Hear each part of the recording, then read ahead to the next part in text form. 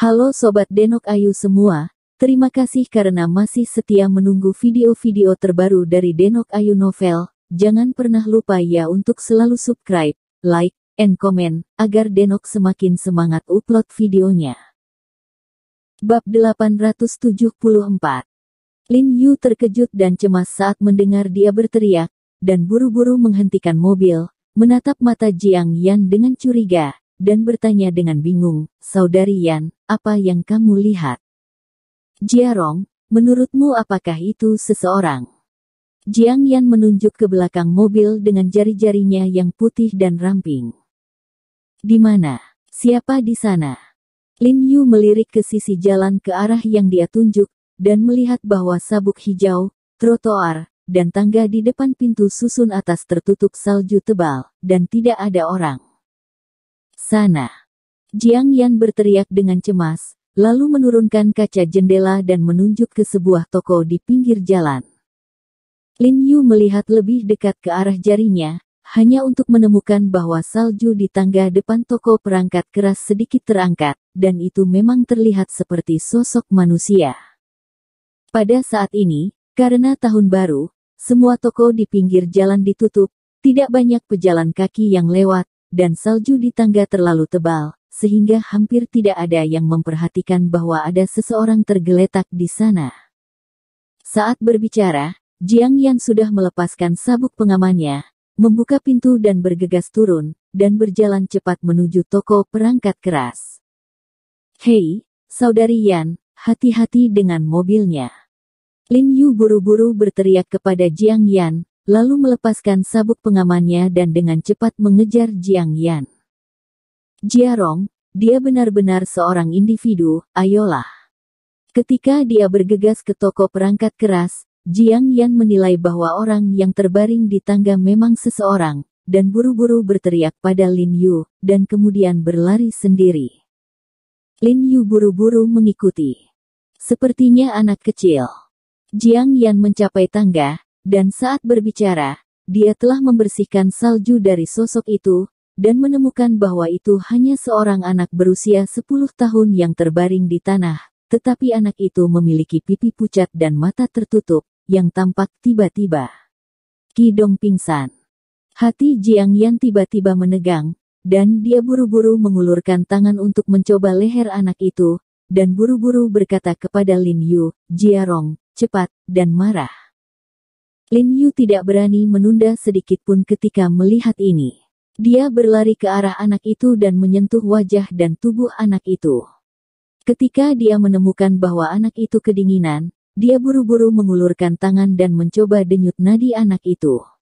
Kulitnya merosot, dan dia berkata dengan suara yang dalam, masuk ke mobil dulu."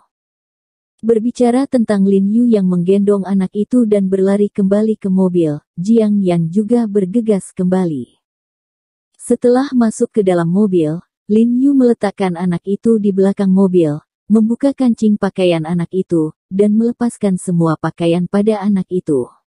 Dia menemukan bahwa itu adalah seorang gadis kecil, tetapi gadis kecil ini tampaknya tumbuh lebih cepat dari biasanya.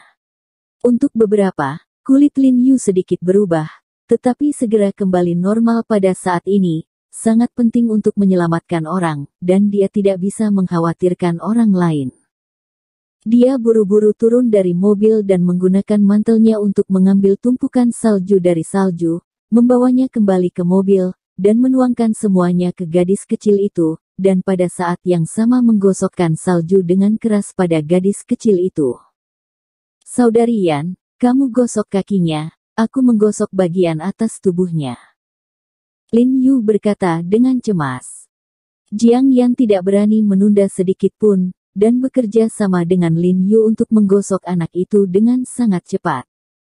Setelah salju digosok, Lin Yu buru-buru mengambil setumpuk salju lagi dari sisi jalan, dan terus menggosoknya pada anak dengan Jiang Yan. Untungnya, kondisi beku anak itu tidak terlalu serius, sehingga setelah beberapa menit, tubuh anak itu akhirnya memerah dan lama-lama menjadi hangat. Lin Yu menarik napas, mengambil handuk kertas di mobil, dan menyeka air salju dari anak itu. Untungnya, Meskipun anak mengalami radang dingin di tangan dan kakinya, itu tidak serius. Ayo, bungkus dia dengan pakaianku. Setelah melihat ini, Jiang Yan dengan cepat melepas mantelnya dan menyerahkannya kepada Lin Yu. Lin Yu tidak menolak, mengetahui bahwa dia tidak akan bisa pergi ke mall sekarang, jadi dia harus kembali dulu. Jadi dia mengambil mantel dan membungkus gadis kecil itu, melompat keluar dari mobil, dan berkata kepada Jiang Yan, kursi belakang basah. Biarkan dia duduk di depan.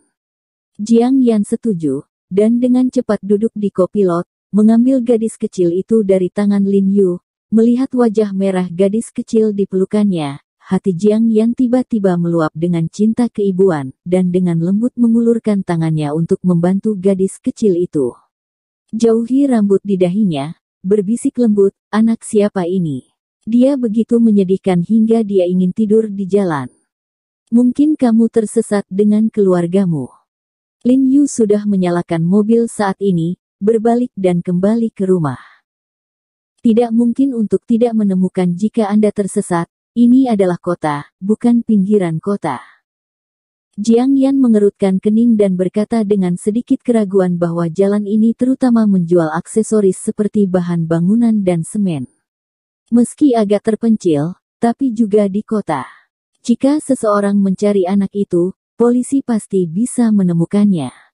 Melihat anak itu membeku seperti ini, kemungkinan besar dia tidur di depan toko tadi malam, sehingga dia pingsan. Lin Yu juga sedikit curiga, ya. Tidak mungkin untuk tidak menemukan anak yang hilang selama tahun baru Imlek, jadi dia berkata, ini mudah untuk dikatakan.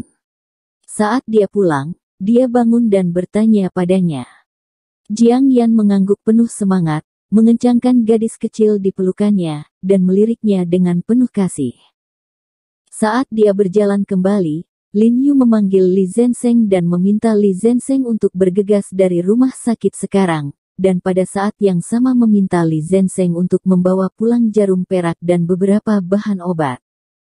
Setelah kembali ke rumah, pasangan tua Jiang Jingren, Qin Xiulan dan Ye Qingmei sedikit terkejut melihat Lin Yu dan yang lainnya kembali begitu cepat dan membawa seorang anak kembali.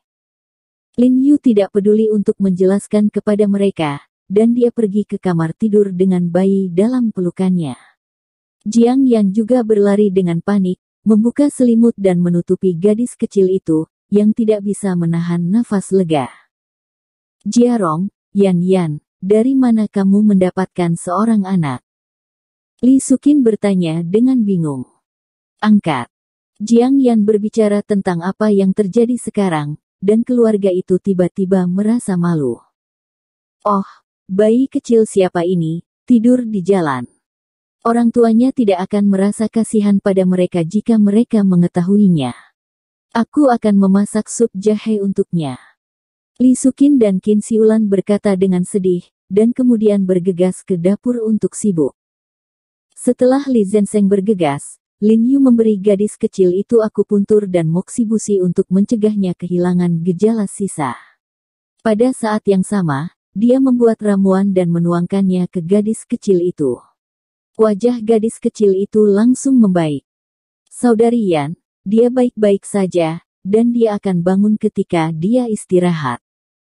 Lin Yu melihat ekspresi Jiang Yan khawatir dan lega. Jiang Yan, saya akan menggiling beberapa lumpur obat di tangan dan kakinya, dan itu akan baik-baik saja. Baik. Jiang Yan mengangguk dan setuju, melihat gadis kecil di tempat tidur dan berkata, kamu keluar dulu. Aku akan tinggal bersamanya di sini, sehingga dia tidak akan bangun dan takut. Bagaimanapun, ini adalah lingkungan baru untuk gadis kecil itu, dan jika dia bangun, dia mungkin memang sedikit ketakutan. Ketika Jiang Yan mengatakan ini, mata yang menatap gadis kecil itu sangat lembut, dan ada kecemerlangan keibuan yang terpancar di sekujur tubuhnya, sepertinya cinta keibuan meluap untuk sementara waktu. Faktanya, terlepas dari apakah itu Jia atau Yin Er, Jiang Yan memperlakukan mereka dengan sangat baik, karena dia sangat mencintai anak-anak. Itulah mengapa Yin Er mengkhianati Lin Yu dan memberitahu Jiang Yan tentang hal-hal buruk Rose tentang Jiang Yan. Alasannya, Meskipun gadis kecil yang terbaring di tempat tidur tidak memiliki hubungan dengan Jiang Yan sedikit bersimpati saat melihat gadis kecil itu pingsan di salju. Li Sukin sepertinya melihat bahwa putrinya sangat memperhatikan gadis kecil ini, dan sangat senang. Dia tersenyum dan berkata, "Saya sangat menyukai anak-anak. Pada awalnya, saya mendorong Anda untuk memiliki anak. Tapi itu akan segera datang. Tahun depan, bayi Anda sendiri juga akan saya dilahirkan."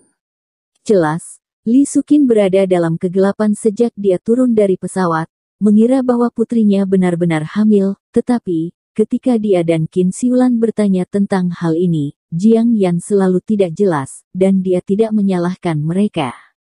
Salah paham. Ya, melihat Yan seperti ini, dia pasti akan menjadi ibu yang baik di masa depan. Qin Xiulan juga tersenyum dan mengangguk. Jiang Yan tidak bisa membantu tetapi memerah ketika dia mendengar ini, dan dia menundukkan kepalanya dan tidak mengatakan apa-apa. Lin Yu tampak linglung. Bayi. Bayi apa? Bayi siapa? Ayo, Jiarong, ayo keluar dulu. Sebelum Lin Yu dapat bertanya, Ye Qinmei menyeret Lin Yu keluar. Dia juga tahu bahwa Jiang Yan telah dengan sengaja salah paham terhadap Li Sukin dan Qin Xiulan, karena takut akan kebocoran Lin Yu. Semua orang mengobrol sebentar dengan biji melon di ruang tamu. Setelah lebih dari 1 jam, mereka tiba-tiba mendengar Jiang Yan di kamar tidur berteriak panik, "Jiarong, Jiarong, kemarilah."